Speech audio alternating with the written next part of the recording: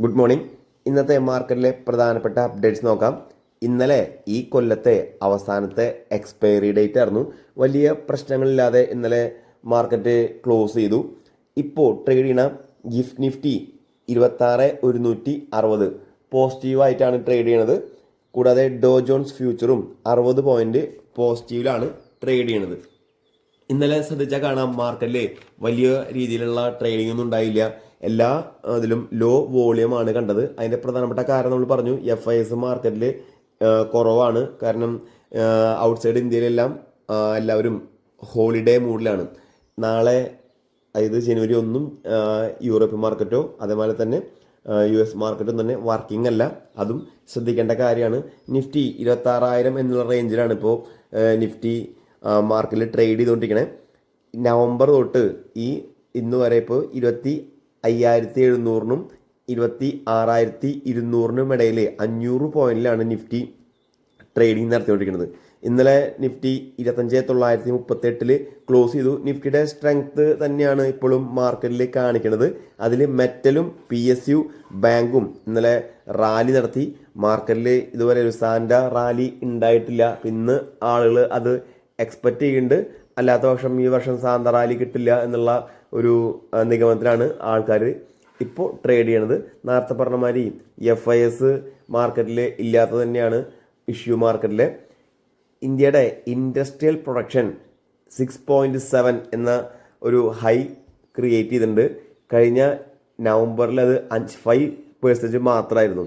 അപ്പോൾ ഇന്ത്യയുടെ എക്സ്പെക്റ്റേഷൻ എന്ന് പറഞ്ഞാൽ 2.5 ആയിരുന്നു.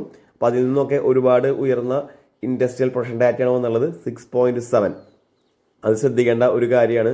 കൂടാതെ ഗോൾഡ്, അതുമാതിരി തന്നെ സിൽവർ, എൻവിഡിയ ഇതൊക്കെ കമ്പയർ ചെയ്യുമ്പോൾ സിൽവർ ഈ പ്രാവശ്യം 150% റിട്ടേൺ തന്നു എന്നുള്ളത് വലിയൊരു വാർത്തയാണ്. നമ്മുടെ മാർക്കറ്റിൽ സിൽവറിൻ്റെ ഇമ്പോർട്ടൻസ്, സിൽവർ എല്ലാവരും ഇനിയും 50% മുകളിലോട്ട് പോകും എന്നൊക്കെയാണ് സിൽവറിനെ കുറിച്ചുള്ള ആളുകളുടെ വ്യൂ. ഇപ്പോൾ സിൽവറിൽ വലിയ രീതിയിലൊരു പ്രോഫിറ്റ് ബുക്കിംഗ് സിൽവറിലും ഗോൾഡിലും നടക്കുന്നുണ്ട്. അപ്പോൾ ലോല് ആളുകൾ ആഡ് ചെയ്തിടും എന്നൊരു വ്യൂവിലാണ് മാർക്കറ്റിലെ സെന്റിമെന്റ്സ് നിൽക്കുന്നത്.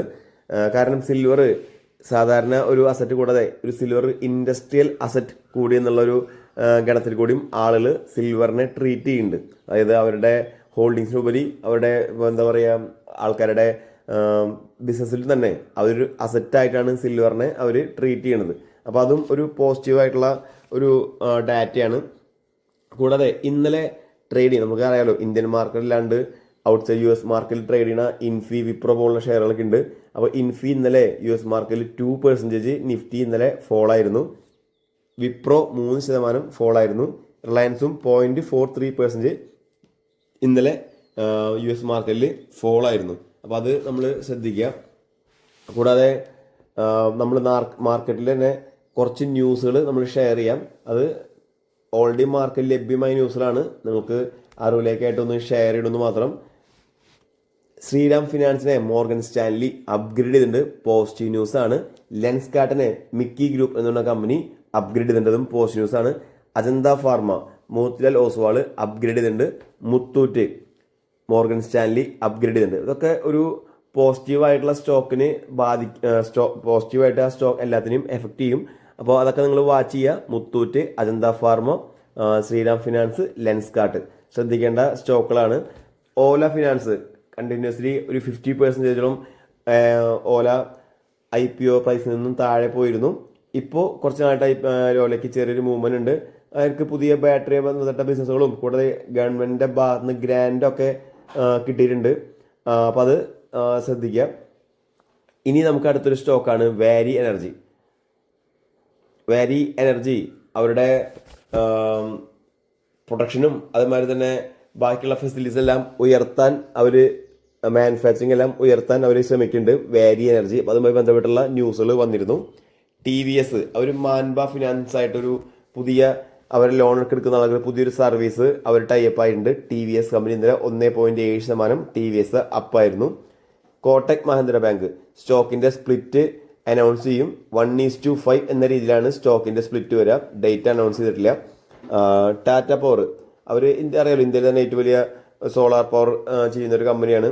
അപ്പോൾ അവർ SGവനായിട്ട് സോളാർ പവർ ബന്ധപ്പെട്ടുള്ള ഒരു പുതിയ കൊളാബ് ചെയ്യുന്നുണ്ട്. രാജസ്ഥാനിലാണ് ആ പ്രൊജക്റ്റ് വരുന്നത്. ടാറ്റ പവറും SGVനും തമ്മിൽ. ഇൻഡിഗോ ചെറിയ റിക്കവറി നമ്മൾ കണ്ടിരുന്നു. അതിനുശേഷം ഇന്നലെ വീണ്ടും ചെറിയ ഫാൾ ഉണ്ടായി. അതിൻ്റെ പ്രധാനപ്പെട്ട കാരണം അവർക്ക് GST ഡിമാൻഡ് പെനാൽറ്റി നോട്ടീസ് 10,000 കോടി രൂപയുടെ GST ഡിമാൻഡ് പെനാൽറ്റി നോട്ടീസ് കിട്ടിയെന്നുള്ളതാണ്. ലൂപ്പിൻ അവർ ആസ്റ്റർഡാമിൽ പുതിയൊരു ഫാർമ കമ്പനിനെ ഏറ്റെടുക്കുന്ന ന്യൂസ് ലൂപ്പിന് പോസിറ്റീവ് ന്യൂസാണ്. RBLന്റെ ഡയറക്ടർ റിട്ടയർ ചെയ്യുന്നു എന്നുള്ളത് ശ്രദ്ധിക്കുക. നെഗറ്റീവ് ന്യൂസായിട്ട് മേ ബി വന്നേക്കാം. താജ് ഗ്രൂപ്പ് അവർ IHCLന്റെ 25% സ്റ്റേക്ക് എക്വയർ ചെയ്തു. താജ് ഗ്രൂപ്പ് IHCLന്റെ 25% സ്റ്റേക്ക് എക്വയർ ചെയ്തു. റൈറ്റ്സ് $3.6 മില്യൺ പുതിയൊരു ഓർഡർ അവർക്ക് ലഭിച്ചിട്ടുണ്ട്. കൂടാതെ സിംബാബ്വേയിൽ ഒരു ഓർഡറും അവർക്ക് ലഭിച്ചിട്ടുണ്ട്. Rights company.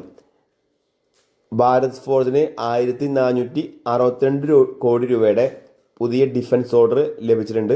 Bharat forge. Power grid hour battery energy storage എന്ന് പറയുന്ന എനർജി സ്റ്റോറേജുമായിട്ടുള്ള ഒരു ഓർഡർ അവർക്ക് ആന്ധ്രാപ്രദേശിൽ നിന്നും ലഭിച്ചിട്ടുണ്ട്. പവർ ഗ്രിഡ് എന്ന സ്റ്റോക്കിന് ബാറ്ററി എനർജി സ്റ്റോറേജുമായി ബന്ധപ്പെട്ടുള്ള ഒരു ഓർഡർ ആന്ധ്രാപ്രദേശിൽ നിന്നും ലഭിച്ചിട്ടുണ്ട്. ദേവയാനി ഇൻ്റർനാഷണൽ, നമ്മൾ ദേവയാനി ഇപ്പോൾ ഇൻഫോം ചെയ്യാറുണ്ട്. KFCയുടെ പ്രൊമോട്ടേഴ്സാണ് അവർ പീനട്ട് ബട്ടർ ഉണ്ടാക്കുന്ന ഒരു കമ്പനീനെ അവർ അക്വയർ ചെയ്തു.